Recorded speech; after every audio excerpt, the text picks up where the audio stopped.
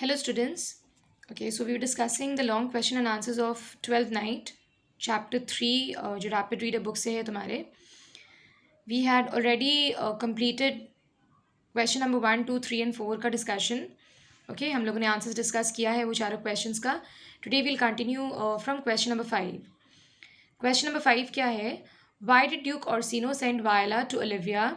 What was Olivia's reply? Duke Orsino वायला को क्यों सेंड करते हैं ओलिविया के पास, क्यों भेजते हैं, और ओलिविया का जवाब क्या रहता है, रिप्लाई क्या देती है वो. The answer to this question is Duke Orsino trusted Viola for her faithfulness and expertise. Duke Orsino जो थे वो वायला की ईमानदारी की वजह से उस पर बहुत भरोसा करते थे. He told Viola about his love story. He told that Olivia treated Orsino unkindly and refused to meet him. Orsino ने वायला को ये भी बात बताई थी, अपनी लव स्टोरी बताई थी. इसके बाद ये भी बताया था कि ओलिविया जो है वो बहुत अनकाइंडली वे से ट्रीट करती है उनको, and she refuse to meet him, उनसे मिलना भी नहीं चाहती है वो.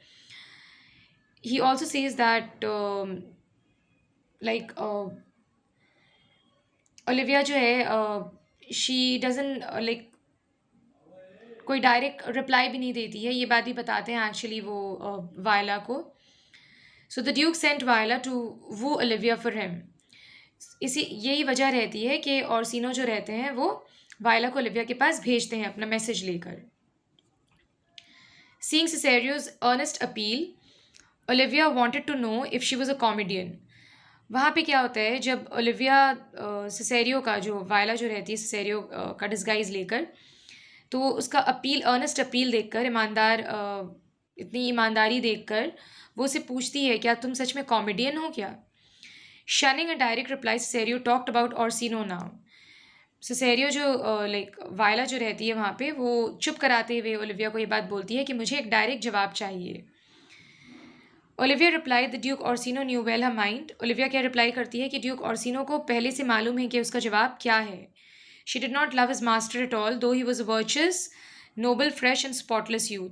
भले उनमें जितनी भी अच्छाई थी ड्यूक ऑर्सिनो में, लेकिन फिर भी ओलिविया जो थी वो उनसे किसी भी तरीके से she did not love him.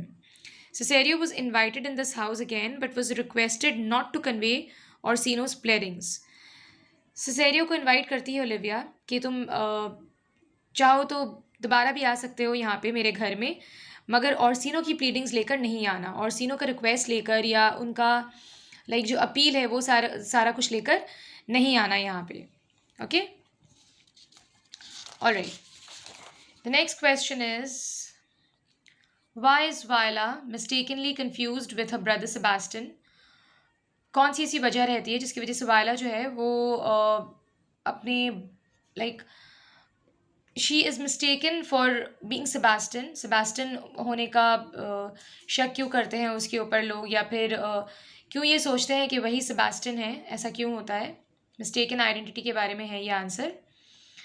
The answer to this question is the instances of mistaken identity are related to the prevalence of disguises. इतनी सारी disguises है इस स्टोरी में, इस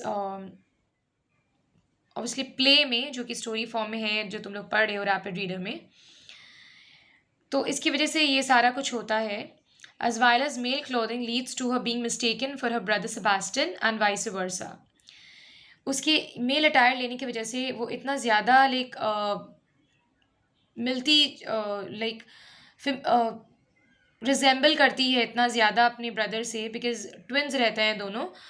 तो यही वजह रहती है जिसकी वजह से कि वो जब मेल अटायर लेती है, सिसेरियो बनती है, तो लोग उसको सेबास्टिन समझते हैं.